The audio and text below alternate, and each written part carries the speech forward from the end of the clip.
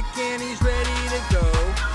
Noodle on his left, Jess on his right. Hey, hold up, don't start a fight. He's got you covered with all the sports. Don't fret, he's wearing shorts. It's time for Waking Jake in the morning, Waking Jake at night. Jake sucks.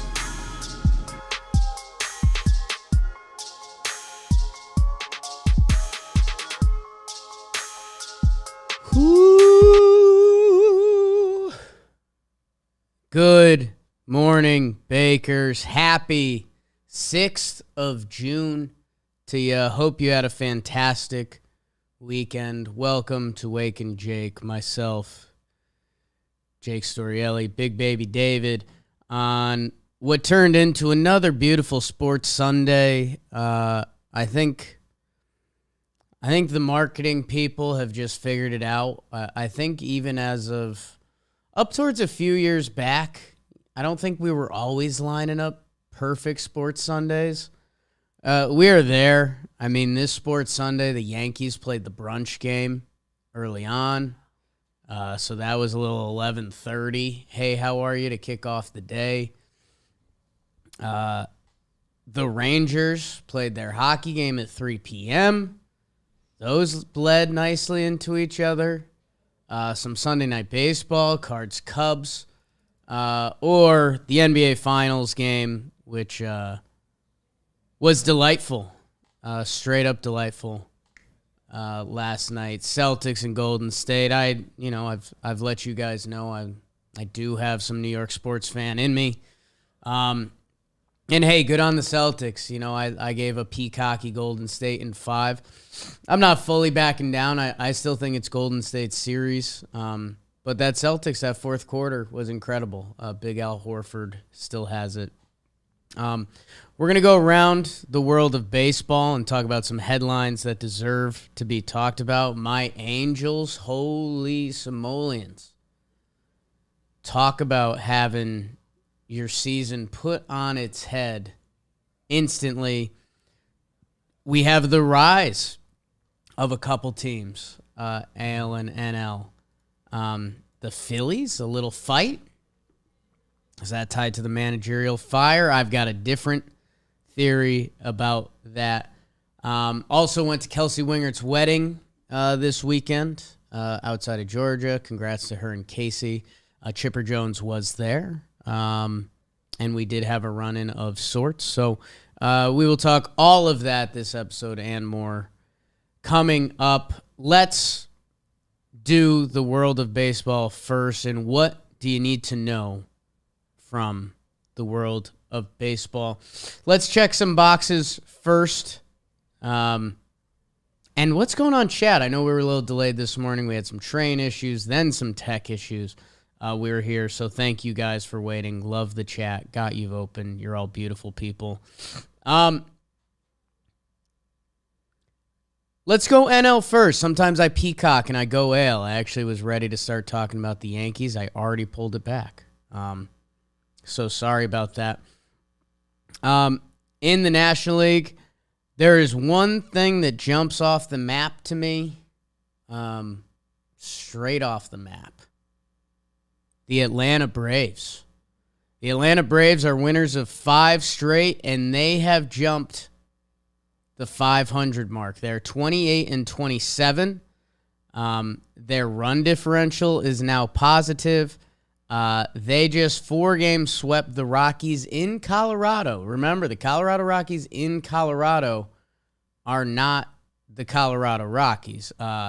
After they lost a series to my Snakes, understandably so, Cole Tucker on the Snakes. We exchanged some text. Might post a screenshot later. I don't know. Don't want to break the rules of engagement of our friendship, but Ronnie Acuna Jr. is homering. Matt Olson is homering. They're above 500 for the first time since opening weekend. And I think that's significant as we I need a better phrase for it, but, I was waiting for the Yankees to get punched in the mouth this year. They got some injuries and stuff. They kind of didn't get fully punched in the mouth. I think, they look on their way to a magical season. The Braves, they get their 5-game win streak. They're above 500. By the way, they go home. They're hosting Oakland for 2 on a 5-game win streak. And then they host the Pittsburgh Pirates for 4. The Atlanta Braves, I think they have just made their first step in becoming a part of this season.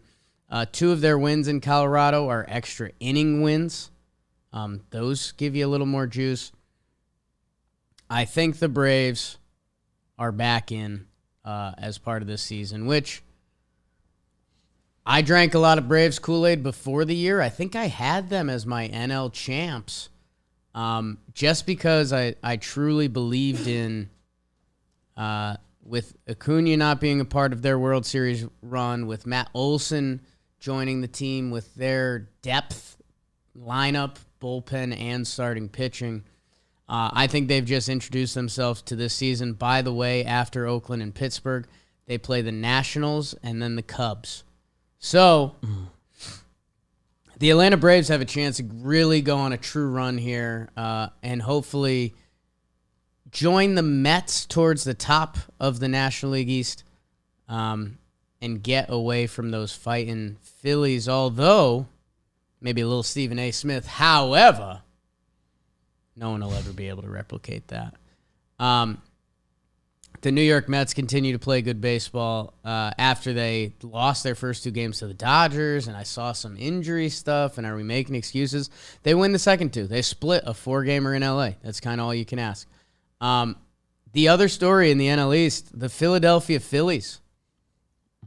They're 25-29. They have won 4 straight. The last time we talked to you, they had just fired their manager. And that wasn't even on this show. Hadn't happened yet. Right, that had not happened here. They fired Girardi. We talked about it in Talking Baseball, which we are doing right after this. They swept the Angels, which that's a whole nother story we'll get to in a minute. What you need to know is Bryce Harper's going nuts. Schwarbo's going nuts. They come back late Sunday. They were down 6-2 in the 8th inning. They put up a 4 and a 3 to win 9-7. They do it against the good guys in LA's bullpen. Lupe Iglesias. The wheels have fully fallen off for the Angels. We'll get there in a second, I suppose. For the Philadelphia Phillies, okay. You can point to Girardi, and, Trev and I talked about that. What does it mean? We'll see. They're going to Milwaukee for 3. The Milwaukee Brewers are coming off losing 3 of 4 to the Padres, and they just split a 4-gamer with the Cubs after splitting a 4-gamer with the Cardinals. So the Brew Crew aren't playing their best brand of baseball right now. The Phillies, if they want to become a part of this season, they kind of need to win another set. You can't shoot yourself in the foot here. Milwaukee needs to stop the bleeding with the St. Louis Cardinals sneaking up on them in the standings. The NL got a little sexier this weekend, and we like that. If the Phillies can survive/win the Milwaukee series, they then host Arizona, Miami, and then they play the Nats for 5. So the Philadelphia Phillies, they have their opportunity to introduce themselves to the season after firing Girardi. Is that the mojo change they needed? The other thing you need to know about the Philadelphia Phillies that became apparent in this series, Bryson Stott, the top prospect, shortstop. He was struggling, capital S, struggling. He hits 2 homers in this series, including the game winner. In his past 5 games, he has 6 hits. Through 23 games, I think he had 7 hits. He's also supposed to be better defensively than a lot of these Philadelphia players. Bryson Stott. We like looking at fired the manager. What does that mean for the team? A tangible change. would be Bryson Stott playing a good brand of baseball for the Phillies. Also, Didi just came back. So we'll see what that means. What does Didi have in the tank? I know a lot of his numbers were big bad recently. If he comes back and he looks like Yankees Didi, that would be a big boost for the Phillies. Or, with the Bryson Stott development, maybe Didi can be used as a different piece for them. So the Philadelphia Phillies, they have entered the on-deck circle to become a part of this conversation. Survive Milwaukee. You're getting Jason Alexander, not that Jason Alexander, but a Jason Alexander. And then Hauser and Burns. If I'm Philly, I'd really rather not be going up against Corbin Burns to either save a series or get swept. Big game in Milwaukee tomorrow night for the Phillies to get hot. Let's see, what else in the National League? I mentioned it quickly. Clicked the wrong button. Pardon me. The Brewers, I mentioned they slipped up. They've lost 3 in a row to the Padres. The Padres deserve to be talked about more. I keep saying it. In Milwaukee, good for them. The St. Louis Cardinals are a half game back. The NL Central. Jack Flaherty threw a rehab start this weekend. The NL Central, that race just got a lot more fun. The Cardinals and Brewers, half game back from each other. They both have really good run differentials. Feels like the Cardinals are starting to hit their stride while Milwaukee might be in a little bit of a tumble right now. The Pittsburgh Pirates are being respectable this year. Do what you want with that. I don't really know. They're 7-3 in their last 10. They're 2.5 games above the Chicago Cubs. And the Cincinnati Reds are starting to lose again. Cardinals won 3 out of 5 against the Cubbies. They did one of those 5-game makeup sets. Cubs, a little bit of what is you doing, baby? Weird roster. Talked about that from the start of the year. Dodgers looked like they were about to go full jugular and dominate the Mets. Mets bounced back against them. Good for the Mets. And with that, the Padres winning some games. Padres are 2 games back. Talk about the San Diego Padres. This is without Fernando Tatis. I wonder if we're starting to get updates on him. Yeah, when I saw somebody recently asked me when he's supposed to be back, and I was like, I guess in theory the timeline's coming up. Let's see. Fernando Tatis Jr. takes balls Saturday. He hopes Tatis still isn't cleared to swing a bat. There's a chance Tatis can return later this month or July if he gets cleared. If he gets cleared to swing soon, so we will see on that. But the San Diego Padres, I'm a little worried because they were almost getting spoken of in the same vein as the Angels, who we're about to get to. Machado, Cronenworth with a huge game yesterday. Couple Jimmy Jacks, including basically the game winner. Their team still has some flaws, and they're going to get, a supposed MVP candidate back.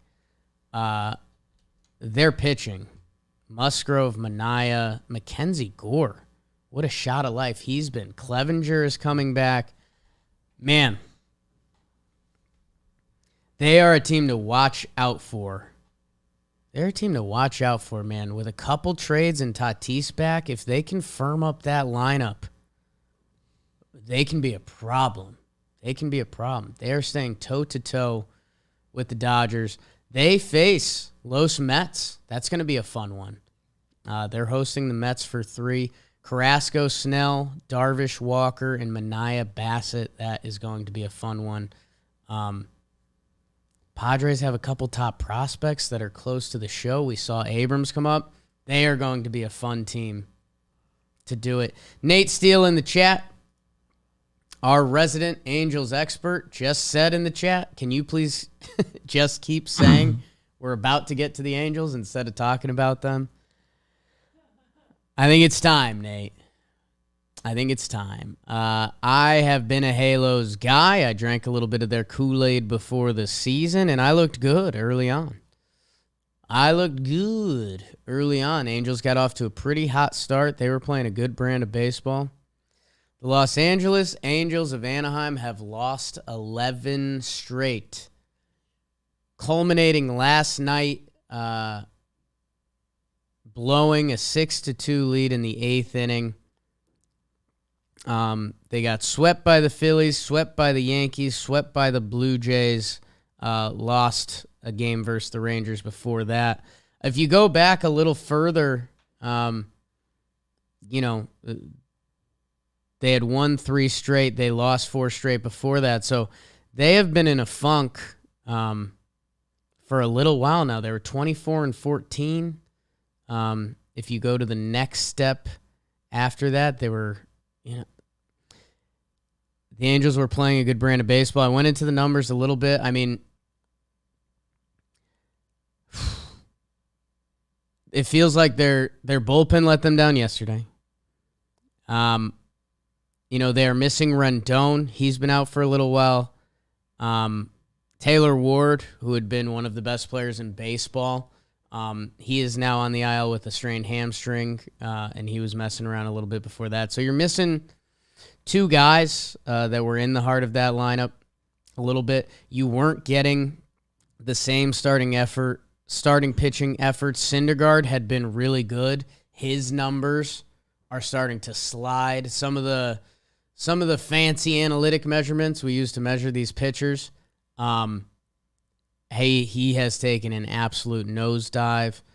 We're at 11 straight. That's twice through the rotation, although they're kind of doing a 6-man. So, little caveat there. The things that are fun on your team when you're winning, the Velasquez and Wade playing defense but not hitting, those start to loom a little larger. Trout and Shohei over the last week, they really haven't been doing it. Jared Walsh has been the best hitter in their lineup the last week or so. They need Trout and Shohei to go. Good news for them. I do think they will go. To stop a losing streak, this is going to sound dumb. You got to stop the losing streak. That's never been more apparent than after last night. Up 6-2 into the 8th. You lose 9-7. Absolutely brutal. They play the Boston Red Sox, who are on the opposite side of what the Angels are feeling right now. The Boston Red Sox have gotten back to 500 after their atrocious start. They are on a West Coast trip, so it's in Anaheim. The Angels return home, so maybe that's what they needed, a little home cooking. 4-game set for those teams. They're both right around 500. The Red Sox are above the Angels right now. How crazy is that? The Red Sox, who had what seemed as bad a start as they could, they were below the Orioles for a little bit. They are now back in the mix, basically a half game up on the Angels. That could be a fun series out west. It could be an absolute bloodbath.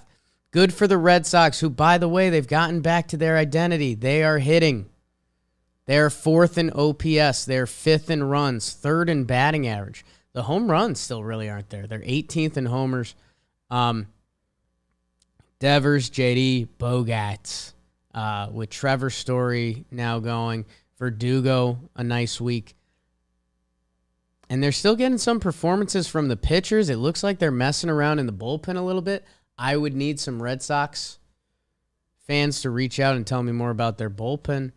But they're still getting some years out of guys in the rotation. Evaldi, full pension, Piv, Whitlock, Waka having a solid year. The Red Sox are back in the game. Trout 0 for his last 26. I was going to say he was on the last slump watch. I thought he might be on the next one. Good for Boston. Good for Boston. They still need to survive this West Coast trip. West Coast trips are tough. You're in Anaheim, and the Angels got to win at some point, we think. We'll see. And then you go to Seattle, who their season's been on life support for the last couple weeks. So, good for the Red Sox. They are winners of 4 straight. They're still 4th in the division. That's the Red Sox' bigger problem right now. They can right the ship, but those other teams are still going to be tough. Although Tampa's been mid for the past 10 days or so. The Toronto Blue Jays are hot. They are ahead of Tampa in the standings, 8-2 in their last 10, 31-22. Let's see what else. Finishing out west, I guess. Houston is still fine, 7-3 in their last 10, 35-19. They locked up Yordan Alvarez. Good for them and Yordan. His bank account will have over $100 million in it. That's not bad for the kid. The Texas Rangers are a game back of the Angels. I mean, yeah, you blew it, Angels. You blew it. Straight up. Mariners are 24-30. They beat the Texas Rangers. They have now won their last 3 series. They beat Houston. They beat the Orioles. They beat the Rangers. All 3 were 2 out of 3. They are now going to Houston, which I think is probably a huge pivot series for their season. If you can win another one, you've now then won 4 straight series, 2 against Houston, the big bad wolf. Then they host Boston. Then they host Minnesota. Then they host the Angels. They've got a do or die part of their schedule. We're a schedule pod. If they can survive that, you got Oakland, LA, Baltimore, Oakland. They need to... July 4th is the date to circle for the Mariners. If the Mariners can be above 500 on July 4th, I think they can be a part of this season. If not, that's kind of it.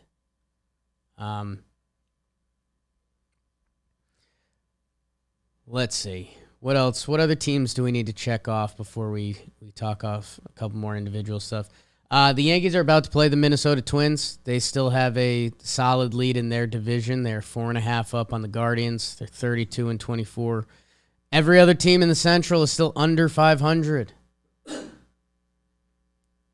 Guardians, a game under 500. White Sox, 2 games under 500. They're hoping to get their reinforcements back. I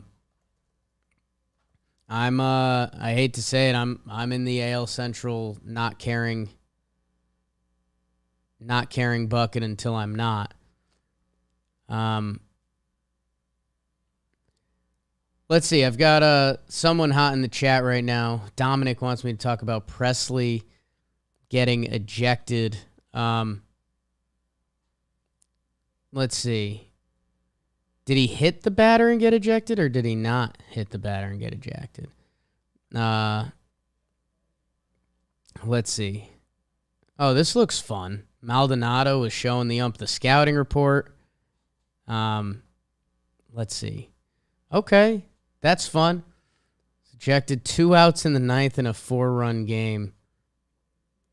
That's pretty tough. Let's see, how much of an ump show is it? Michael Taylor doesn't look happy. Every mom's favorite player. Ryan Presley puts the hands up very much in the, are you kidding me? Yeah, that's tough. It's a 3-0 count. That's ump show. That's an ump show. You hate that. Yeah, I don't know. Okay. Sorry, Houston. Sorry about it. Sorry Ryan Presley got ejected. That stinks. Ryan Presley with a good quote. Referring the umpire. He said he could have thrown me out after the first pitch, Presley said. I asked him, why would you do that? Yeah, that's a great question. Sorry. I wasn't as tuned into that. I'm sorry Ryan Presley got ejected. I'm sorry that made you sad. We'll be talking everything MLB coming up in a little bit. what I think you know, what I think you need to know and take to the water cooler, the Yankees are still gross. Winners of 6 straight. They just got Donaldson and Stanton back. Their pitching is unreal. They had 3 consecutive efforts that were very close to perfect game no-hitters. 3 straight nights. Pretty insane. I think the Blue Jays have fully left the station. Boston has joined the party. AL Central, don't care about. Houston has basically won the West.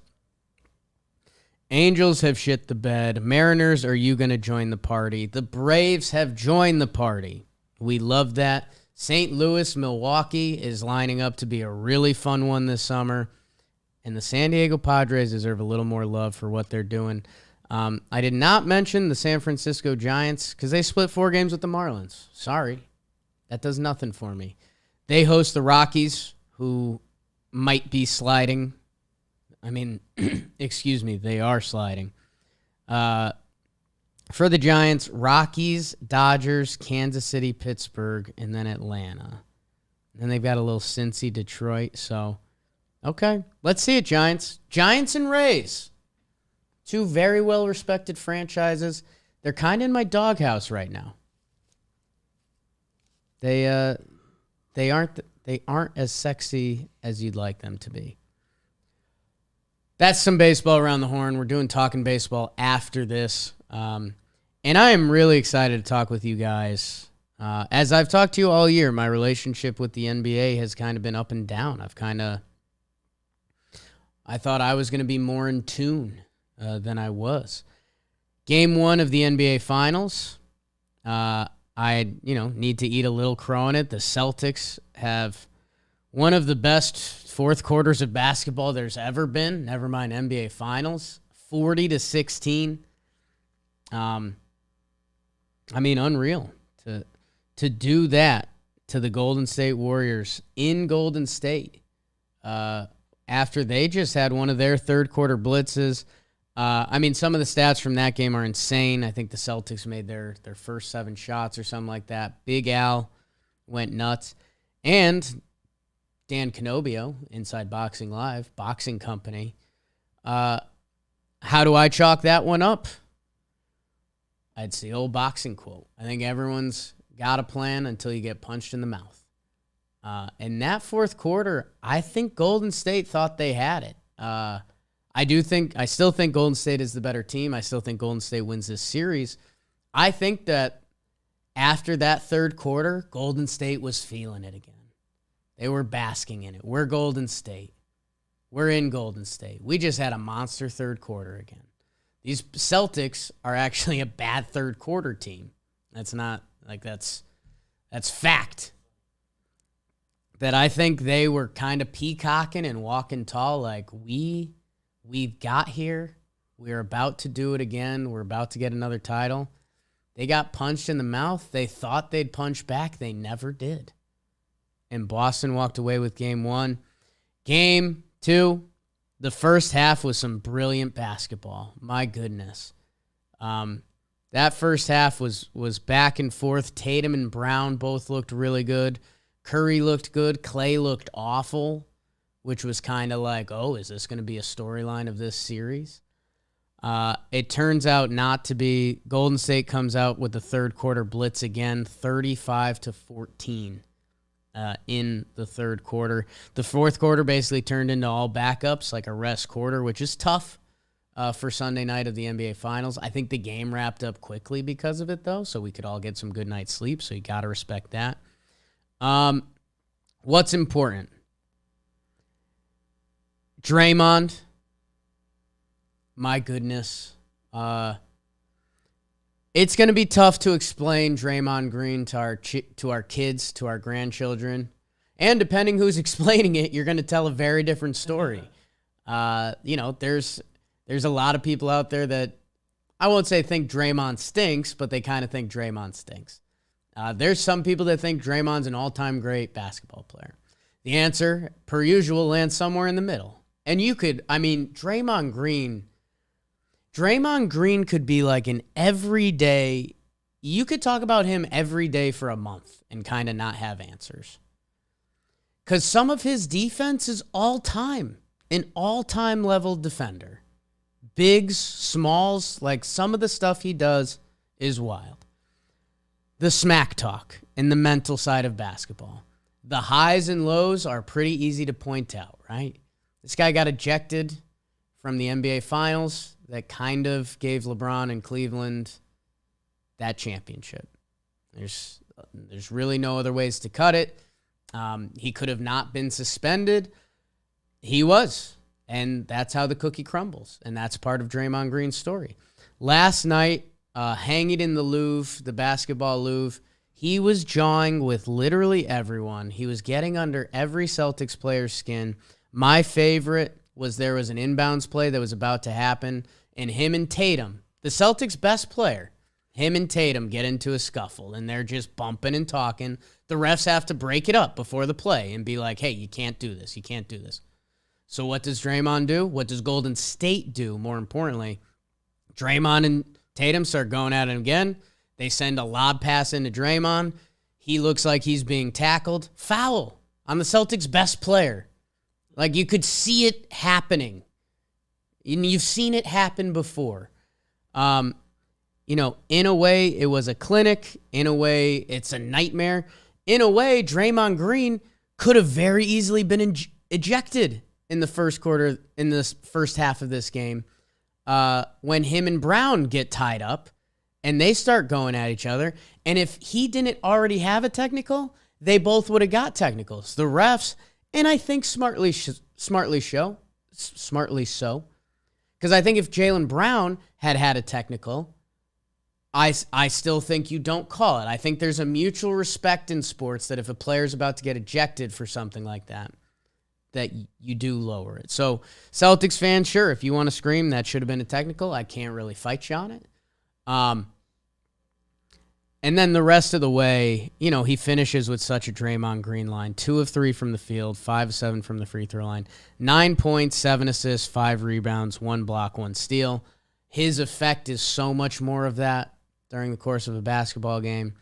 I was laughing. Grant Williams is trying to be like the Celtics kind of loud, tough guy. Trying to talk smack to Draymond Green when you're Grant Williams and your team's down 20 is like the biggest mistake you can make. Like, there's no way you can win any conversation. You're so screwed. And Draymond Green got in tussles with Tatum, Horford, Smart, Brown, Grant Williams. He did his job. He was in the head of every Celtic player. And that allows Curry to do his thing. That allows Clay to hopefully find something in the second half, because he was tough to watch for a little bit. Wiggins hits a couple big threes that were important. Kevon Looney. Circle that one in the things that matter this series. He plays 21 minutes, 6 of 6 from the field. The story around Kevon Looney, 3 steals, 2 assists, 7 rebounds. What a box score. Golden State brought in a European big man coach to coach James Wiseman. Their top draft pick, big man, develop him. He was kind of their investment. Wiseman's been out, so he's been coaching up the other guys. He's been coaching up Kevon Looney. He's been coaching up Bjelica. Talk about him in a minute. And Kevon Looney, his post moves are significantly better. And I think that is currently a factor in the series, because the Celtics game plan was clearly, and you see this in a lot of game plans, it's like, hey, if Kevon Looney wants to take a shot at any point, knock yourself out, kid. Because that means Steph Curry's not shooting. That means Klay Thompson's not shooting. That means Wiggins isn't shooting. That means the next guy I'm going to talk about, Jordan Poole, is not shooting. Jordan Poole had gone missing for a little bit of these playoffs. He found it. He goes 5 for 9 from 3.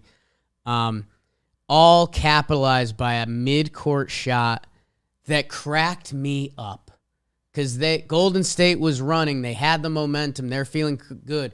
Curry hits a couple ridiculous shots where he goes full Steph, which, man, is that a treat. when Steph pulls the reins off and he says, I'm going to go cuckoo for Cocoa Puffs. He starts dribbling and dancing and every shot is in limits. I mean, it's unreal. It's unreal to watch. The fact that it's beautiful is insanity. Jordan Poole. Who's Jordan Poole? And he's up and coming, and it's very clear he drank the Warriors' Kool-Aid, and they said, Jordan Poole, if you truly want to be good, listen to Steph, Clay, and Steve Kerr, and we will make you a good basketball player, and he has done that. Steph Curry, the best shooter to ever play the game, the best long-distance shooter we've ever seen. Golden State gets the ball at the end of the third quarter that they just dominated with about 8 seconds left, and there's going to be a long shot from around midcourt.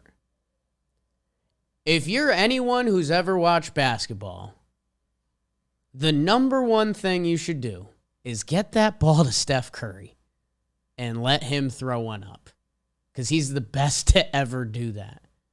Jordan Poole says, nah, crosses midcourt, does a couple between the leg dribbles with still time on the clock. He could have got closer to the 10, and he buries one from about 40 feet, 45 feet. I think it was 40 feet. They showed the measurement. Man, you got to have some cojones to pull that one. In a way you don't, because you're up by a lot, and it's the end of the quarter. I get it. But knowing that Curry guy's there and he's ready to pull after he's been on a heater, he bangs it. Poole finishes with 17. Curry, 29, 6, 4, and 3. Jayson Tatum had a good game. 28 points, 6 rebounds now. 6 of 9 for 3. His plus-minus is horrible. Again, that's not always everything. It's the worst, I think, for anyone in an NBA final ever. Might have to double-check that. The fact that he had a good game, I mean, that's good for the Celtics in his first finals. And by the way, he is silky smooth. Like, I understand why some people love Jayson Tatum. A couple of the shots he was making. I am a Jaylen Brown fan. He goes for 17 points, 5 of 17. Got off to a better start. Finished kind of ugly. Marcus Smart held to 2 points. Ho! Al Horford held to 2 points. Ho! White, who's been a little bit of an X factor for them, he gets 12. That's kind of it off the bench. Here's what I'll say, why I'm still feeling good about Golden State. In my head, I think they've kind of dominated this series in a way they thought they would, and I thought they would.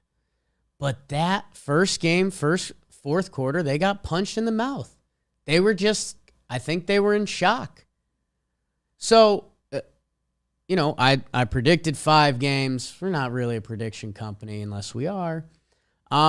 I'm not going to rule it out. I'll peacock some feathers a little bit. I think Golden State's looked great, except for that one quarter. We'll see. Going to Boston and, Tatum coming off of that game, you might see him try to dominate more. I think Marcus Smart and Horford, you're going to get a better effort out of both of them in the Garden. At this point, if I had to put honest money in the line, I think the Celtics are going to win another basketball game. Hell, they might win 2 more. If I had to change and put my actual money on the line, I think I'd be Golden State in 6. That being said, I think they've looked really good this series. We'll see. It's all about counter punches. And we'll see what the Celtics head coach Ime Udoka, see what he's got, right? This is kind of your coaching chops. This is why Steve Kerr is so well respected, the third quarter Warriors. Basketball series are long. There's a lot of adjustments that happen throughout. What is Udoka's next move? Interested to see. Either way, how about this? I think we're going to get really good basketball games. I know the final score in the last quarter of this game was not good basketball. This was a good basketball game. The final result was not. And I think the rest of this series we're going to get it, because if Boston wins the next game in the Garden, then the next game is pretty much must win for Golden State. If Golden State wins the next game in the Garden, then the next game is pretty much must win. So I think we were set for a beautiful NBA series. The defense is electric on both sides. They're the 1 and 2 defensive teams in the NBA this year. So yeah, I think it's going to be streaky because it's going to be if shots are dropping. Both teams have shot makers. I'm excited to watch the rest of the series. I'm still drinking the Golden State Kool-Aid, and maybe I'm just blinded by being a New York guy. The next game is Wednesday at 9.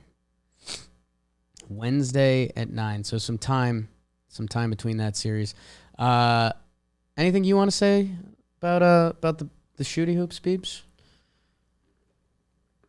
Yeah, I mean, kind of nailed it. I'm still pretty content with thinking Golden State is on their way, but yeah, Celtics got them in that fourth quarter. But game 2, they answered the way they needed to. So I don't know. Game 3 will be pretty telling, I guess. Just sort of the whole. That's not a novel concept. No. I'm excited to see. Celtics box score game 2, which is very funny looking. Yeah, you can. I think that Tatum plus minus is like the worst ever. Yeah, which is insane. The hockey, we are obviously big Rangers fans now. They were up 2-0 against the Lightning in Tampa to go up 3-0 and kind of end the series. The game is tied at 2s, under a minute left. The Lightning put one in the back of the old onion bag. The series goes to 2-1. It feels like the Lightning have found their stride. Feels like we might have a series on our hands. It's awesome to watch. Again, if you're not a hockey person, go check out these games. The intensity is fantastic. These guys are so beat up. I know it's the stereotype, and you probably already know, but like a Rangers guy missed a bunch of action for having a bad ankle. He took a slap shot off the ankle and like had to like slide himself off the ice. They basically like carried him to the locker room. He was back out like his next shift. These guys are nuts. These guys are like clinically nuts. It's awesome to watch. Again, I haven't been watching much of the other series, just being honest. Colorado's up 3-0 over Edmonton. Edmonton had like a massive goalkeeper gaffe that people are kind of shocked. I think the hockey people were pretty firm that it was going to be Edmonton-Tampa. And right now it's still, I mean, looking like Colorado's going to get there. My Avs, by the way.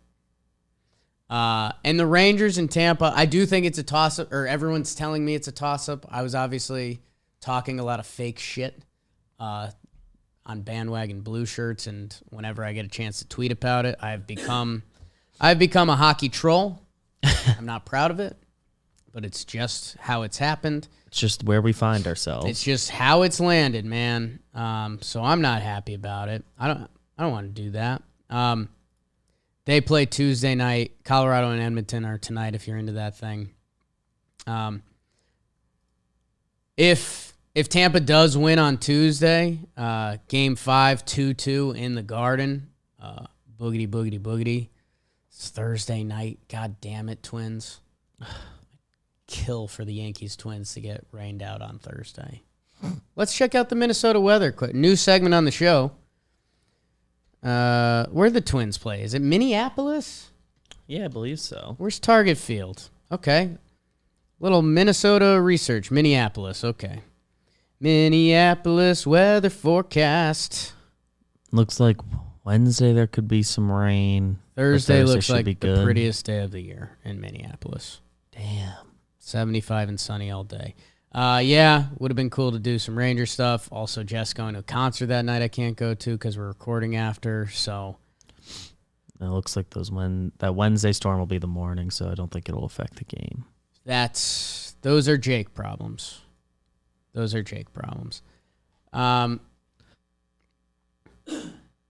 kind of the sports. It was another crazy sports Sunday. It's delicious. Hope you guys are enjoying your summers. And the sports that come with it. Sneaking up on the Stanley Cup Finals. NBA Finals are here. And then it's pure baseball, right? Yeah, and Like NBA pure offseason does their thing. Right. NBA flex is a little in the offseason. Is always happening. But, I mean, NFL's kind of quiet till August, right? Yeah, we're It's in June. there. We're in their like full quiet period now. Romeo Crennel just retired, so that's the biggest NFL news. Wow. Huge. I think that's that for now, which takes us to the comment of the day, bakers. I asked you guys to bake the algorithm. Last episode, I was doing a little bit of what we thought we knew from the start of the season to what we knew now in the baseball season. Ben Padovano says, Jake, you need to have Formula One updates on these. It's growing so fast. I can't do it. My heart just doesn't have it. I've heard the show's fantastic. I've heard the drama's fantastic. The cities and stuff involved are really cool. Like Formula One feels like it almost takes place in like Game of Thrones cities. It's like Monaco. It's like, whoa.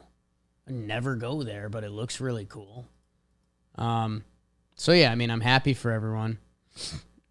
Tom Nelligan with he's talking about every team above 500 is in playoff position in the AL and NL. Every team below is not. Is this what we wanted with expanded playoffs, or are way too many teams underperforming? I think baseball in a small sample, we basically just hit the 1/3 of the season, 54 games for the Yankees. That there will be more separation. We will hit a point. I do think, I think we looked at the past 3 or 4 years of baseball history and the expanded playoffs and what that would look like. And I think it was basically 2 out of 3 years are really good. Like you kind of get all the teams you want. And then there's going to be that 3rd year where there's going to be a tough team in there. There's going to be an 83-win team. We'll see. This season still needs to tell its story a little bit. It's 6 teams from each side, right? I think it's 7. 7? Right? Because it's 1 seed gets the bye. Is that how they did it? We've been doing the stimulator. How have we been stimulating? It could be 6. I keep losing track. We'll double check. I haven't seen it happen yet. Honestly, it might be 12. Tom, it's not a great answer, but the answer is like we need to find out later on this year. I mean, there's the Boston Red Sox, the Angels. They're the 500 teams right now. Are one of them going to be a 92-win team this year? Maybe 6 in each. 6 in so it's 6 in each. So that right now would be Yankees, Jays, Rays, Twins, Astros, and the Sox would have just jumped the Angels. Does that make sense? Saw some Red Sox half game out stuff yesterday, so it makes sense. 3 If that was wild cards before. from the East? Is that possible? Is that the world we live in now? Okay, that's really interesting. So yeah, I mean we need more to shake out. We need more to shake out, but yeah, it's one of the things that makes you nervous about this. Ben Squassage Sanchez. So far, the All-Star in Detroit has been Tariq Skubal. Dude's been going dummy this season. He has. Good for him. Young lefty like that. A couple Detroit people said asking me to talk about Detroit sports is a tough ask right now. I'm sorry. Garrick Dietz said Alejandro Kirk looks like Jimmy, Jake, and BBD somehow made a baby. Yeah, no lies detected. No lies detected. Thank you guys for tuning in and watching and baking the algorithm. Keep watching, sharing. We're up to 6.33K subs. Thank you guys. I know summer gets a little crazy on us quick around Memorial Day and stuff. Man, it's going to be baseball. We might have to go ham. Might have to go ham on baseball soon. Thank you guys for tuning in. Bake the algorithm. Hit the like button. Leave a comment. Share with a friend. We appreciate you guys the most. And that brings us to Bro of the Night. Bro of the Night goes to, well, sometimes it's a good thing, sometimes it's a bad thing. I think where I'm going to go,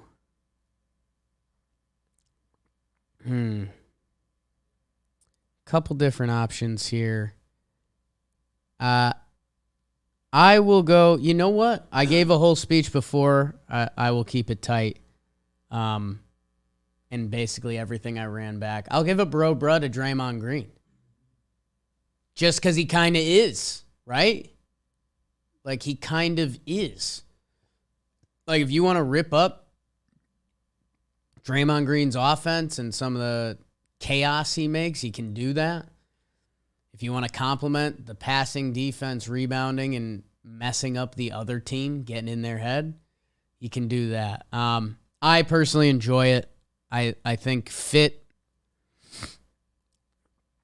is obviously huge. If Draymond Green had ended up on a random team, if he was on the Minnesota Timberwolves, I think we would not talk about him a lot. I think he'd be like a Patrick Beverley of his own degree. Would he have ended up in Golden State? Would they have thought that have been a perfect match somewhere down the line? I don't know. I think he's the perfect bruh because he is Draymond.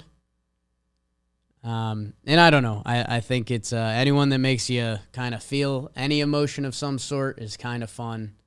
So I'll give it to him. Fun with Izzo in the crowd watching his guy. And by the way, Draymond's going to be around forever. Like when Barkley or Shaq retires from TNT, like I think Draymond's going to be the guy in the chair. So get ready to see him the rest of our lives. What do you got, Beebs? Kind of two things. I suppose the bro of the night I'm giving out will be Jordan to have the weekend he just had. And we'll get more into his numbers on the full weekend on Talking Baseball after this. But right after the extension, just to immediately gratify the people with a monster weekend, Friday morning extension signed. That's cool. But the other thing I wanted to discuss, Quin Snyder stepped down from the Jazz. It's like he's been one of the better, if not that top group of coaches for a little while now, and is at the start of it finally being a Jazz off season for better or worse. Are they ready to start over? I mean, people have been wanting Donovan Mitchell to be traded forever. Is it finally going to happen? Seems like he's upset Quin Snyder's leaving. Why'd he leave? I don't know. Yeah, Quin Snyder really he's been a really well-respected coach for a long time. Even going back, I remember when he was the head coach at Missouri and people were like, this guy's like next. Like, he's the dude. And he kind of has been. So, yeah, I'm interested to see where that story goes. I mean, it feels like, in a way, it feels like the Jazz have been waiting to get broken up. Like, people have been almost disappointed in Donovan Mitchell that he hasn't demanded a trade. I don't know about all that. Him and Gobert. Gobert's a big time kind of what do you do with him? His contract is now starting to look awful, and people are just wondering, like, do you need a big dude like that at all to survive in the NBA? Because at the end of the day, it just feels like you can't use him on offense, and on defense, they're going to get a bad matchup and get torched. So I don't know what happens with the Jazz. Quin Snyder resigns, says Jazz need a new voice. You also wonder if maybe that's like a mutual thing a little bit. Oh, no. Jazz ownership and management spent several weeks trying to convince him to return. So. And there's a little bit. He was there 8 years, so sometimes it's just things run their course, but he's not old. Man, he had 2 years. He's going to coach again. Had 2 years left on his contract, which is kind of like, hey. Yeah. They offered him like a big extension. It's just the whole thing. kind of stinks. Yeah, they'll be a team to watch this offseason for sure. All right. Well, Bakers, I think we had a really fun episode today. You guys are the best. I love you. I hope you have a fantastic week as we fully get into the swing of summer. I know I'm not necessarily dressed like right now for those who are watching. But that's because our office has fluctuations of cold and heat. Shout out Rob Hotz. Thank you to my guy Cole Tucker playing for Rings in the Desert. Excited for him. He, if you don't know, he's from Arizona. He's like as proud of an Arizona, as proud as I am of Connecticut. Cole Tucker is proud of Arizona. He's a Cardinals, Suns, Coyotes fan. So yeah, the fact that hopefully he can get a chance or just be a part of a new organization, as we see so many players need that. So shout out to my guy Cole. And I hope you guys have a great week. Watch GeoGuessr, some of our best content. I'll be honest. I've been straight up with you guys. I've been skeptical of I was skeptical going into GeoGuessr. Some of our best content we've ever done. Baggage, Talking Giants, Pinstripe Strong, Talking Baseball coming up. Chris Rose Rotation, Lucas Giolito. Listen to that this morning at the gym. Yep. Iffy, Talking Yanks. I mean, talk about a lot of good times. Talk about a lot of good times. Farm to Fame, we love Kelsey Winger. We love everything. Compound's been killing it. Ian Happ might be in the office this week. The breakdowns are starting to get big. Thank you, guys. We love you. We'll see you back Wednesday. You know what? I might finna get a guess.